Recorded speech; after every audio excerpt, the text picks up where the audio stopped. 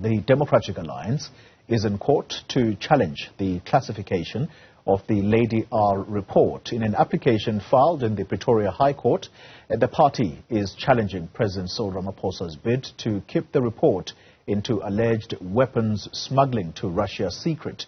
Last month, the panel led by Judge Phineas Mojapelo found no evidence that weapons had been loaded onto the Lady R ship. Joining us now is DA Member of Parliament Glyniss Breytenbach, who's going to give us some context as to why they've decided to go to court. Advocate Breytenbach, thank you very much for your time. Let's start with why it is that you argue it was constitutionally wrong for a judge to preside over such an investigation. Good morning. Well, the separation of powers is an incredibly important principle in a constitutional democracy, and particularly in our constitutional democracy. And we hold the view that the appointment of a retired Constitutional Court judge is inconsistent with the constitutional validity of the separation of powers.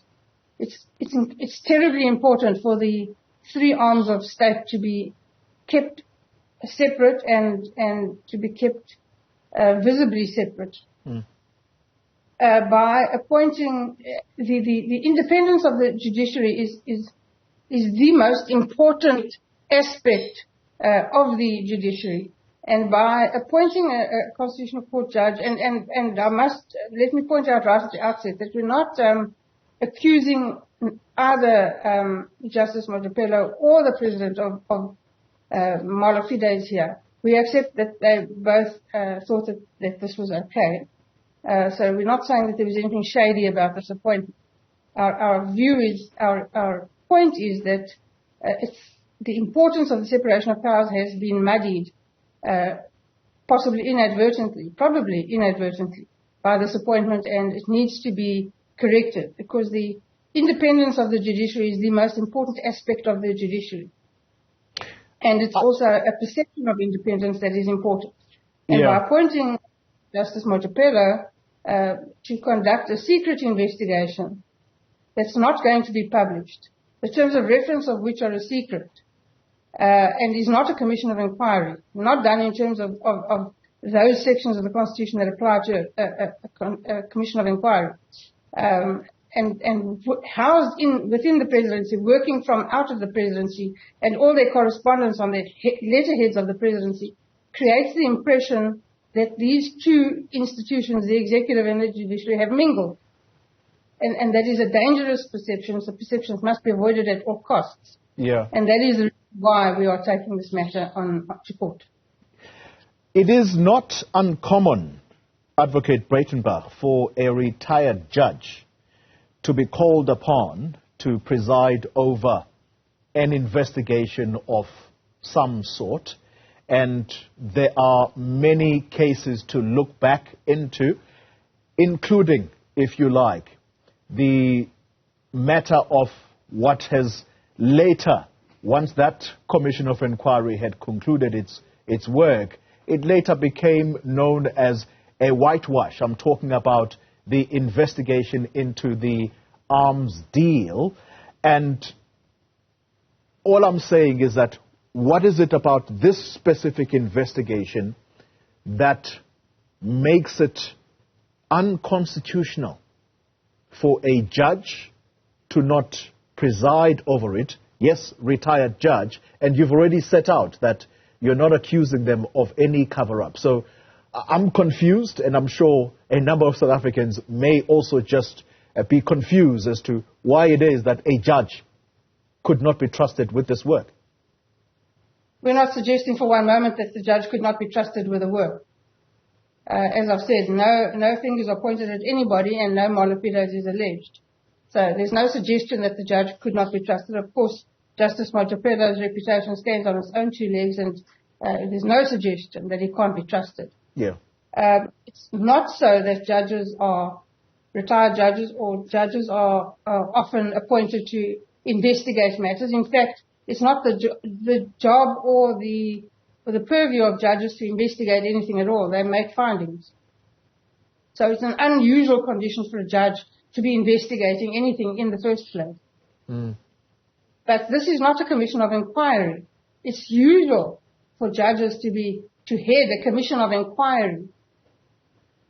And other people then do the investigation. They have investigators, they have evidence leaders, and the whole setup is completely different. Yeah. In this particular matter, there were 4 people appointed, and one a retired justice, one a senior member of the bar, and then 2 others, and they were tasked with doing the investigation.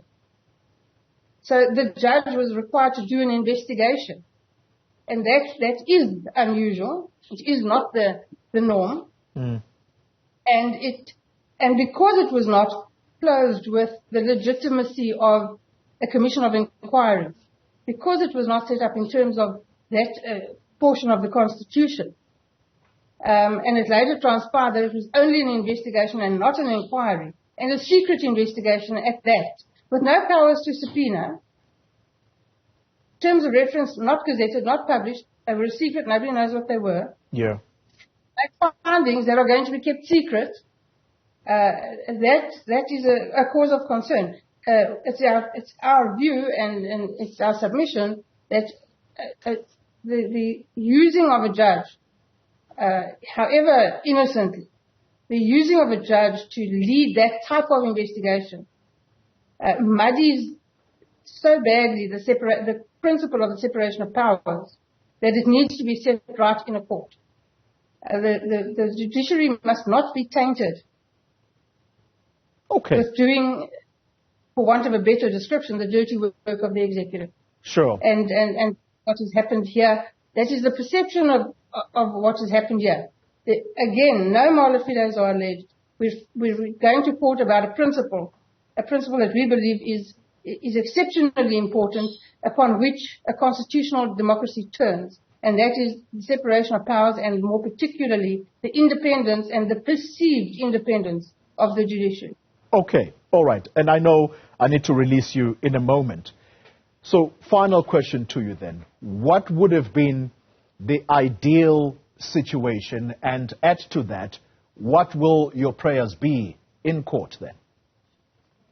Well, our prayers are simple. We're asking for a declarator on this principle of the separation of powers and the independence of the judiciary, and the importance of the perception of the independence of the judiciary. So those are our prayers. We're not asking for the review or the investigation to be set aside, but if the court believes it should be, then we include that in our prayers. We're not asking for a costs order.